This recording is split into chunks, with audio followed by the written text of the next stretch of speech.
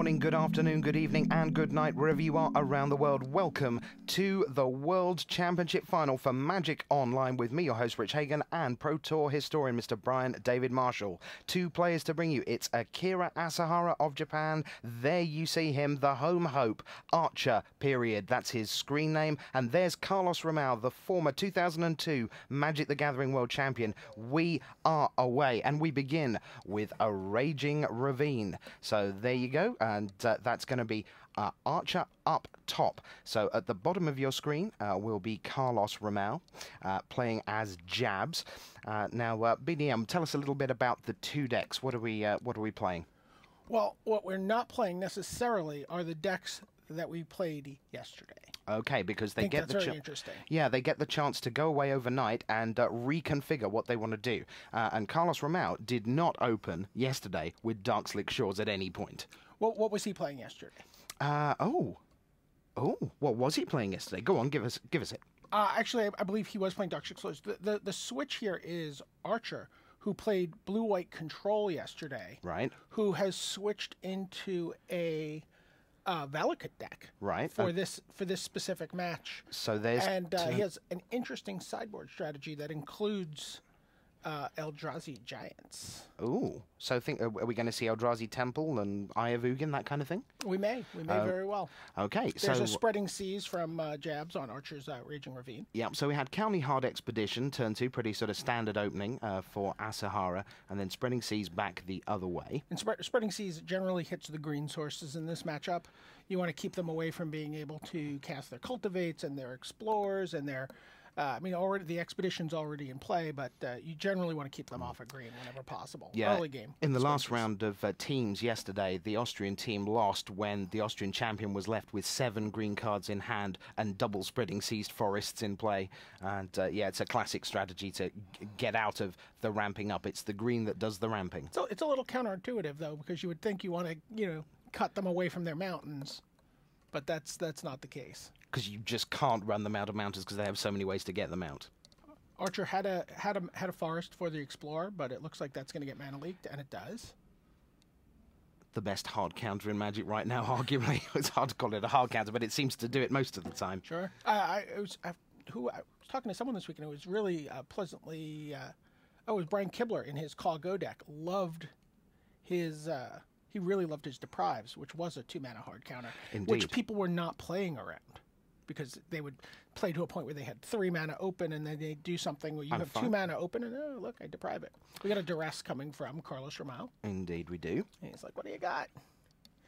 And we saw an Oracle of Moldiah, a Cultivate, 2 Avenger of Zendikar, and a Summoning Trap. And now here is Inquisition of Kozilek.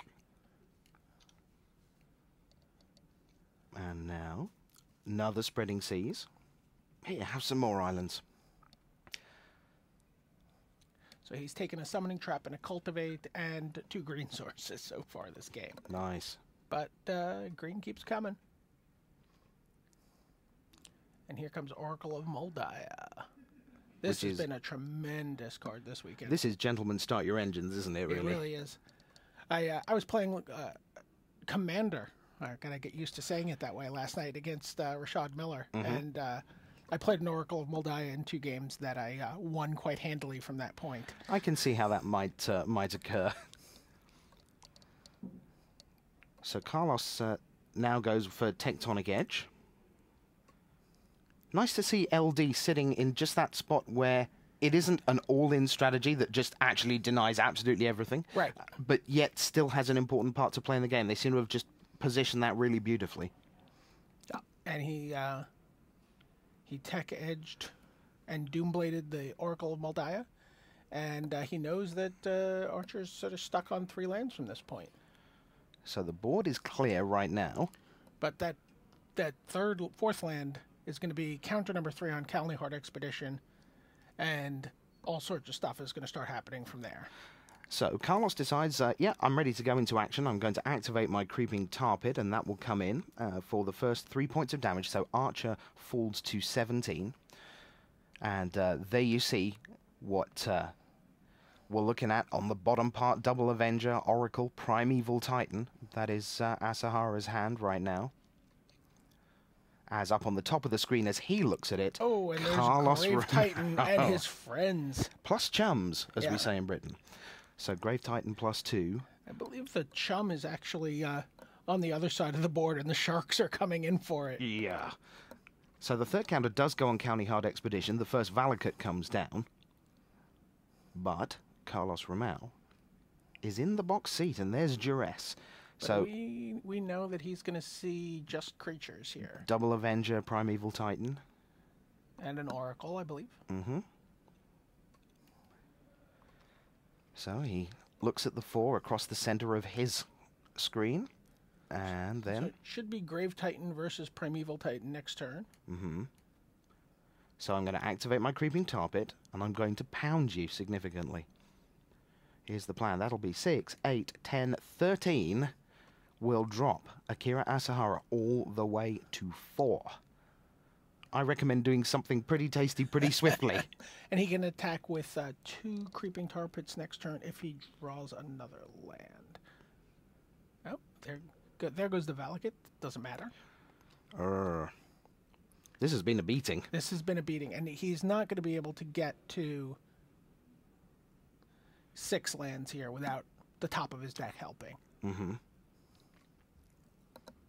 And he did not get there. Jabs has won the game. Apparently. Well, let's tell you a little bit about these two players, because they do have a tremendous history in the game. You see Carlos Romão going into sideboard mode there on your screen. Carlos Romão made a Grand Prix top 8 more than a decade ago, Grand Prix Sao Paulo in 1999. And then once we get into the 21st century, his first title was Grand Prix Rio on home soil 2001. And then, of course, the thing that he is most famous for, Worlds 2002. He was the champion, and BDM he won on the back of basically outmaneuvering not just opponents but the world at large. He was playing Psychotog. It was an endless parade of Psychotog mirrors. We're going to see sort of maybe a similar kind of series of matchups today in the paper championships, because there's so many blue-black control decks wandering around there in the top 8, where he came up with the sort of revolutionary strategy of not countering card drawing spells, really only countering the cards that mattered. And it really changed the way people played that matchup, and it really was the difference maker for him at that event. So Asahara there you see, deep in thought, 1-0 down. This is the best of 3, of course. Akira Asahara has played around about 35 Pro Tours, super experienced, a stack of Grand Prix top 8s, including a win at Matsuyama in 2005. Over the last 4 or 5 years, he generally makes a couple of GP top 8s a season. Grand Prix Kyoto 2003, he's the winner, but he also has BDM 2 top 8s at Worlds, in fact, in the paper event, 3 years apart. Right. I thought it was interesting that both of these players, all of their Pro Tour level top 8s, have come at the World Championships. Yep. I think that they are, probably more so than almost any player, even Brad Nelson, more than any player in that December dozen, were prepared for the grind.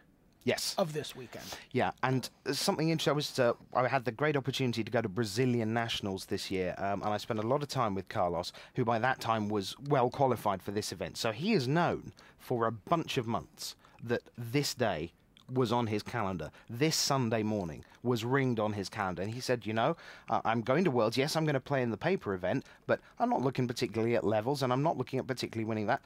I'm going in as an online representative of my Brazilian community, because Brazil has really benefited hugely from Magic Online, because now so many more players, they don't have to travel thousands of miles to play high-level Magic. They can do it at the end of their bed in their Jimmy Jam jammers, and it's worked tremendously. And he was really wanting to represent Brazil here and the online community, and here he is in the final.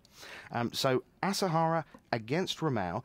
What do they win in this, apart from, just the whole general bragging rights of, hey, I'm awesome? Oh, by the way, they win $25,000 for first place, Ooh. And the consolation prize is a not paltry $17,000. We're underway here in Game 2.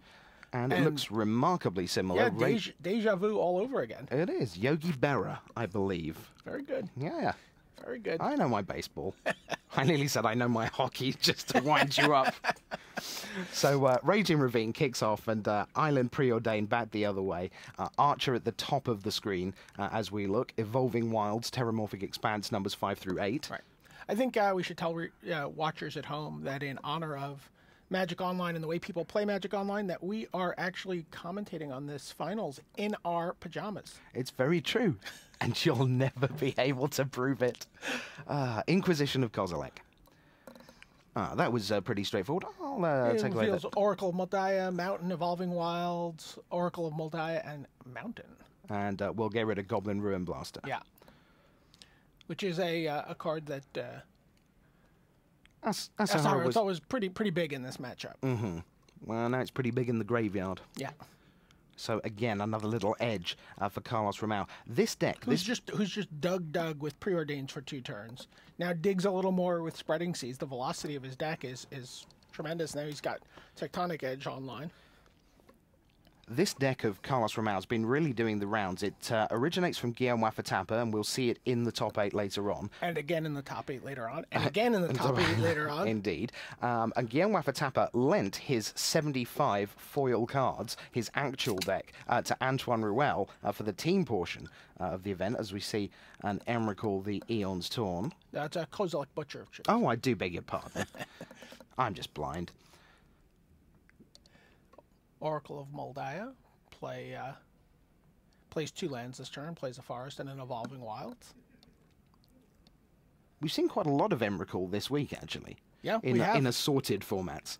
We saw people bringing it out from under Windbrisk Kites. We saw people polymorphing into it. We saw Akira Asahara polymorphing into it in his extended deck, which was one of the breakout decks from this format. He took sort of a blue-black control shell with Bitter Blossom, with 2 Colony Gardens. When you know the jig is up when you see the Colony Garden. You know exactly what's going to happen.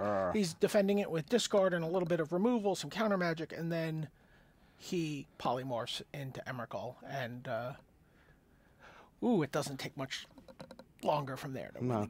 The one I really like, though, with Emrakul was Robert van Medevoort of the Netherlands, Dutch pro, who went, I count up to 15. And once I get to 15, then I cast Emrakul. He was playing it fair. Yeah, exactly. 15, it's well worth 15. I'll play it for 15. I bid 15. I bid 15 for my Emrakul. So let's see what Carlos can come up with here. Doomblade for the Oracle of Moldiah.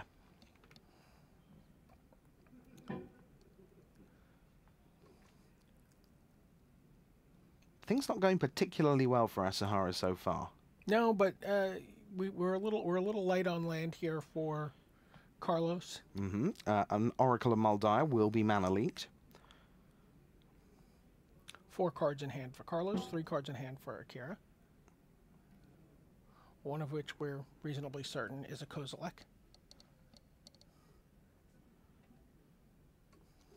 It would be a bit of a shock if it wasn't, wouldn't it? Summoning Trap. What a beating that card is. Oh! Hello! And that is a bought and paid for Emrakul the Aeon's Torn. You get to cast that. I love the way on Magic Online you can just bring the card out, and if one card in Magic Online wants to be brought out of the screen like that, it is Emrakul the Eon's Torn. Kapow! There it is. Oh, he just put it onto the battlefield. I'm sorry. He doesn't actually get to cast it. That's true. So Carlos actually gets a turn to worry about it before he has to concede. Yeah. You saw a shot there of Akira Asahara looking completely thrilled at that turn of events. And I can tell you that Carlos Romão is looking similarly unperturbed. There he is. That does not look like someone who is facing an Emrakul the Eon's Torn. Oh, he's playing a little Memoir side, and he's like, well, what did you do? He's like, let me take a look at your deck. The chosen card is About Face. Good call. Yeah, the player's having a good giggle at that one. How many did you find? Like, I'm not going to find any, but I'm going to find out exactly what you're playing and exactly what you've done after sideboard here. And this is a real heads-up pro play. A lot of players, not just online, but in Paper Magic as well, they see Emrakul come down, they go, and I'm dead. And they get shuffling for game 3. But instead, just take a moment, get some free information. Sure. We like information. It is 1-1. Oh, yes. So we will go... Can he print screen? Yeah, you'd want to, wouldn't you? There's something good about a screen that has Emrakul and then memory site about face. Oh dear. So let's tell you how these finalists got there, because remember, these were part of the December dozen, and the way it worked out, they kicked off with extended on day 1, which Akira Asahara aced 4-0. Then day 2, that was so wacky. I must say, I loved day 2, watching them draft Masters Edition 4, and some of the things that went on. Had the chance to commentate on some of those matches. Watching Brad Nelson, get a couple of flies down, cast Serra Angel, and then what's this 4-mana spell? Oh, it's Armageddon. Yeah. I remember how Serra Angel and Armageddon worked together. It was pretty funny. Watching him draft that deck, he drafted the Armageddon and then proceeded to quickly draft two power creatures for 2 and Savannah Lions and anything he could get on the board under the Armageddon, in a format where there's a lot of 5 and 7 casting cost creatures. Masters Edition 4. A lot of people are like mono ebony rhino. Yeah, absolutely. But then on the other side of things, we saw a sort of natural hard cast complete the Urza's trilogy. It was Mine, Power Plant, Tower, out we come. Just on turn 3, there's my 7 mana, thanks very much. Basalt Monolith, Flying Carpet, all sorts of shenanigans going on. It was a real quality day. Masters Edition 4, if you've not played that online, I highly recommend it. That's my plan this evening. I was a little shocked that people were not valuing ATOG. I felt like there was a little bit of an inexperience, haven't been around long enough to fully appreciate the ATOG. I thought that was a card that you could get a lot of value out. You could get a lot of value out of in the Masters Edition 4 draft format. Well, I believe that we are heading towards the deciding game of the Magic Online World Championship Final. It is underway. Here we go. And it is going to be a Darkslick Shores from Romão to kick off. No preordain? What's going on here? It's disgraceful. And for the 3rd game running, Raging Ravine will open things for Asahara, who appears to have some gigantic man on the end of his row. We've got a Valakut there. We've got a Summoning Trap, I do believe. Oracle of Moldiah was there. I don't think we're going to have a Summoning Trap for much longer. Here comes a Duress. Mm-hmm. So, when I undress you, we have Kozilek. Forest, Expanse, Forest, Oracle of Moldiah, Valakut, and then take the Summoning Trap. Yeah. So Valakut comes down. No particular surprise there. Let's see if Romão has a Spreading Seas handy anytime soon. Plays Darkslick Shores untapped. Valakut is currently my number 1 contender for the most legendary of the non-legendary lands. I think the game would be slightly different were it legendary. Yes. Just a little. That's really the difference between it being an EDH card / Commander card. Sorry, brand. and a format defining card. Absolutely. Yes, certainly in Standard, Valakut was the number 1 deck coming in. That was the expectation. It was also the number 1 played archetype, 117 players out of 351. So a third of the field decided to play Valakut Ramp in Standard on day 1.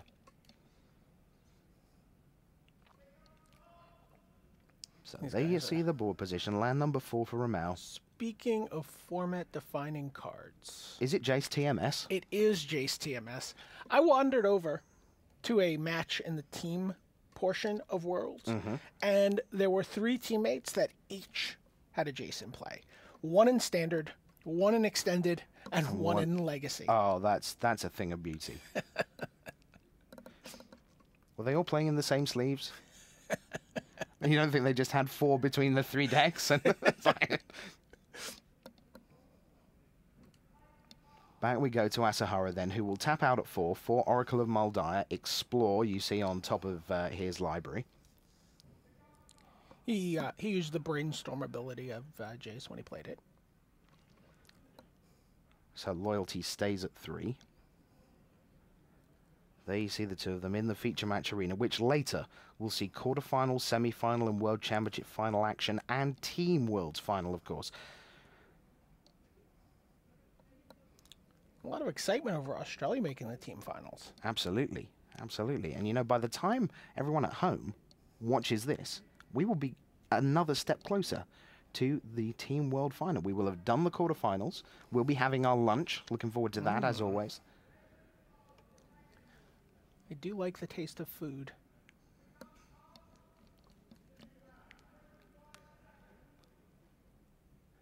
So it's Carlos's turn. He is thinking. We are waiting for jabs, literal and metaphoric. You're allowed to do that on Magic Online as well. You can think in... Yeah. Oh, okay. A lot of people forget that thinking's allowed. Yeah. And then I feel like he's going to think some more because he's going to probably brainstorm with his Jace and think about which cards he wants to put on top. And Carlos, incidentally, this is his strongest format. He began pretty averagely 2-2, and then 2-1. So 2-2 is extended. Yeah, and then he played a pretty standard looking blue-black fairies list in extended. A pretty standard extended list. Yes. Okay. And speaking to him yesterday towards the back end of the individual event, he said, I think I need to go 4-0 tonight to make it to the final, and that's precisely what he did. So interestingly, he chose to use the oft-neglected -1 ability of Jace and bounced the Oracle of Moldiah. Mm-hmm. Well, no one wants oracles in play if you can help it. Yeah. Terramorphic Expanse up there for Asahara. Up to 5/6 mana. Explore. Gives him the chance for another. He'd like to find a summoning trap for when his Oracle of Moldiah gets countered. Wouldn't he just? So 4 cards left for Asahara, 5 for Romão. Life total still at 20 apiece. What was it? There was a little bit of damage dealt in game 1. It was 20-0 at the end, I believe. Yeah. Once Emrakul hits play, you sort of... The rules of 20 damage kind of go away a bit. Sure, sure.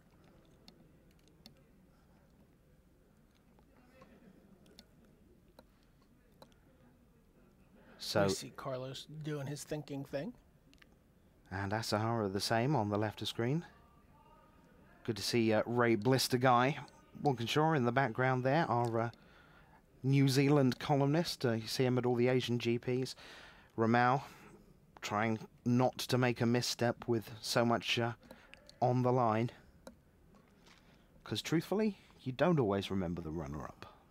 Oh, absolutely. Who did Carlos play in the finals of his World Championship? Exactly.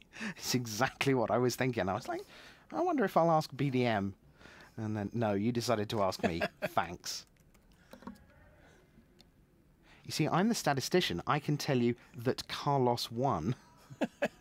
You're the historian. That means you're meant to know the people. That's how we divide things up. So Oracle of Moldiah comes down. And it is Mana leak. mana leaked. So now, does Asahara have A summoning trap. Did he draw one? He did! Oh! But Carlos from is Romão? not done countering Stoic things. rebuttal. Go away. Wow.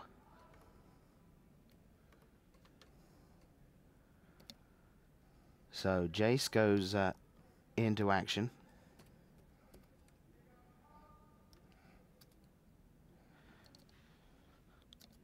Carlos Romão, what are you going to do?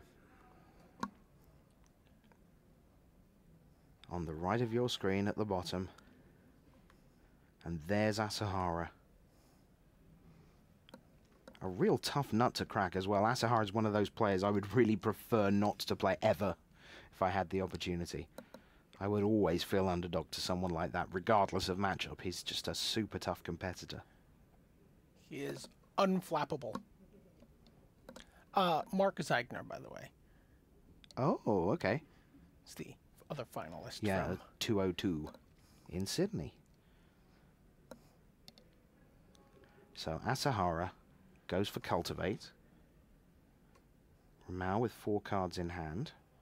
Looks like he's not going to like that either. No, he doesn't want Valakut to...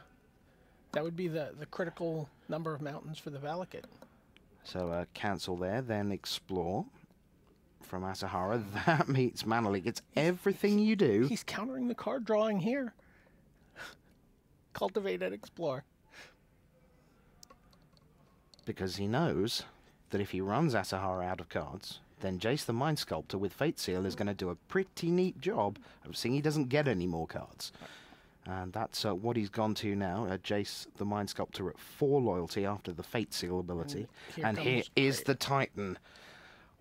Big, big moment here in the Magic Online World Championship Final. Asahara up against it, 2 cards in hand. And we get an unknown card from Akira Asahara because he pushed the card. Mm-hmm. So we do have a live draw. But it didn't do much. We got a creeping tar pit there for Romão if he wants to activate it, but it doesn't change the math because he can attack for 10 right now. 1, 2, 3. He's going to activate the tar pit. All right. So 6, 8, 10, 13 damage is going to head the way of Akira Asahara. He is at 20. That is about to become 7. And that is about to be 1 turn away from a Magic Online World Champion from Brazil. Unless Asahara has something pretty extraordinary. Did he draw a summoning trap?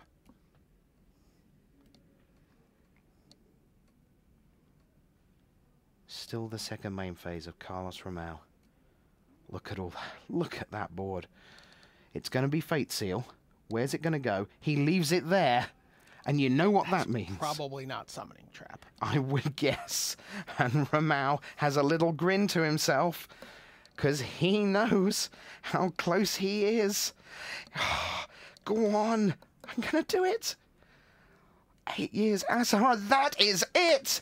Asahara smiles. They're going to go round and embrace a handshake. Carlos Romão from Brazil, the 2002 Magic the Gathering World Champion, is the 2010 Magic Online World Champion.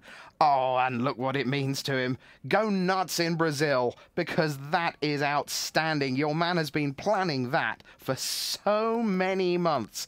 And he sat in that little room at Brazilian Nationals and said, I am ready for this day when it comes around. Oh, you've got to love it when people have a goal and they get there. Yeah, he countered the card drawing spells down the stretch this time. The opposite of his plan during the Sydney World Championships. Played, looked pretty perfect. Adjusted very well to the sideboard strategy of Akira Asahara. He took a look at his deck as he was losing game 2. He said, "Oh, what do you got? Let me see." And then played it out perfectly. All right, boys and girls, we're done. The 2010 Magic Online World Champion is Carlos Romão.